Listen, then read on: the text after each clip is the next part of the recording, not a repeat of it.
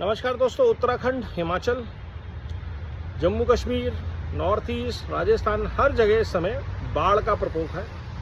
और हिमालय की जो स्थिति है वो बहुत ही हृदय विदारक है। पहाड़ के पहाड़ सरक रहे हैं, हज़ारों लोग लापता हो रहे हैं, मर रहे हैं। भूस्खलन, बाढ़, क्लाउड बर्स्ट से, और ये जो बादल फटने की घटनाएं हैं ये आकस्मिक नहीं बढ़ी हैं। इनके पीछे एक साइंटिफिक रीज़न है, और साइंटिफिक रीज़न है प्रोग्रेस। जितना हमने पहाड़ों में कंक्रीटाइजेशन कर दिया, पेड़ कम कर दिए, एयर कंडीशनर बढ़ा दिए, गाड़ियां बढ़ा दी, जो शहर में हुआ वो पहाड़ों में हो रहा है। हीट मैप्स बन रहे हैं, हीट आइलैंड्स बन रहे हैं। और शहरों में तो बादल बरसते नहीं हैं, लेकिन पहाड़ों में जब हीट मैप बनते हैं तो गर्म हवा कहाँ जाती है हम सबको पता है। गर्म हवा ठंडी होकर क्या करती है हम सबको पता है।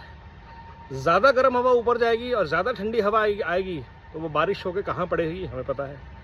लेकिन हम अपने हीट आइलैंड्स बनाने से बाज नहीं आ रहे हैं। हिमाचल के लिए, उत्तराखंड के लिए, जम्मू कश्मीर के लिए सरकार को नो कंस्ट्रक्शन जोन डिक्लेयर कर देना चाहिए इमीडिएटली। पहाड़ों को हील करने का मौका दीजिए। पहाड़ों में पेड़ लगाइए, पेड़ों की कटाई बिल्कुल बंद कर दीजिए। और पॉजिटिव इंडस्ट्रीज, सस्टेनेबल टूरिज्म को प्रमोट कीजिए, जहाँ पे zero waste, zero plastic, local communities को अनेबल कीजिए। और जिसको जाना है पहाड़ वो गाड़ियाँ छोड़ के जाएगा, अपनी रोडवेज़ की बसें चले, वो उनको लेके जाए। लोकल ट्रांसपोर्ट की व्हीकल्स वहाँ पे यूज़ कीजिए। सोलर पावर को बढ़ावा दीजिए। और सबसे इम्पॉर्टेंट चीज़, टूरिस्ट की संख्या को कंट्रोल कीजिए। जितने होटल्स, रूम्स हैं उसी के हिसाब से टूरिस्ट के लिए परमिट जारी हों, उतने ही टूरिस्ट अलाउड हों। फ्री घूमना फिरना, मतलब अगर हज़ारों गाड़ियां जोश वाटर टनल पार करती हैं और बारालाचा जैसी नैसर्गिक सौंदर्य से परिपूर्ण जगह को गंदा कर देती हैं, तो फिर मनाली में ब्यास का फटना लाजमी है। और कहीं ना कहीं इसके लिए होटल इंडस्ट्री भी जिम्मेदार है, जो इररिस्पॉन्सिबल ग्रोथ को बढ़ावा देती है। इंफ्रास्ट्रक्चर तो है ही है, सड़कें बना रहे हैं आप बड़ी बड़ी, चौड़ी चौड़ी, पहाड़ इस लायक नहीं है। तो गडकरी जी से भी और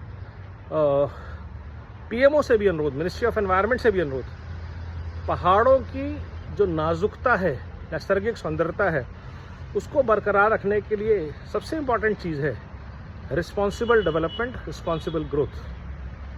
अनाप शनाप सड़कों का निर्माण, हर जगह बुलेट ट्रेन, वंदे भारत पहुँचे, हर जगह एक्सप्रेसवे से जुड़े ज़रूरी नहीं है। ये एक पहाड़ यूरोप नहीं है, हिमालय के कच्चे पहाड़ हैं, ये हम सबको पता है। तो जितना कम हम हिमालय का दोहन करेंगे उतनी हिमालय की मिट्टी बचेगी, हिमालय बचेंगे। जम्मू कश्मीर, उत्तराखंड, हिमाचल में बर्बादी बचेगी। रोज़गार पैदा कीजिए। Construction can not be the only labour, hotel can not be the only. Home stage को बढ़ावा दीजिए। स्टेट ट्रांसपोर्ट की बसेस और चलाइए। लोकल लेवल पे कनेक्टिविटी इंक्रीज कीजिए और हेल्दी टूरिज्म को प्रमोट कीजिए। कितने लोग भारत से जो विदेश घूमने जाते हैं अपनी कारें लेके जाते हैं, तो क्यों नहीं आप बाय ट्रेन जा सकते हैं जहाँ भी आपने जाना है, और वहाँ पे लोकल बसेस कीजिए, लोकल ट्रांसपोर्ट कीजिए, लोकल टैक्सी कीजिए। अपनी गाड़ी से जाने की जो प्रवृत्ति है हर जगह, उसको कहीं ना कहीं कंट्रोल करना पड़ेगा, एक पॉइंट पे रोकना पड़ेगा। जैसे मनाली के बाहर एक पार्किंग हो, जिसके बाद मनाली में अंदर प्रवेश ही नहीं है गाड़ियों का। और ऐसी व्यवस्था हर जगह हो, श्रीनगर में हो, शिमला में हो, हर हिल स्टेशन पे व्हीकल कंट्रोल्स मैकेनिज्म हो, ताकि heat island, heat map, engine की गर्मी, एसी की गर्मी नुकसान करती है, ये फैक्ट है।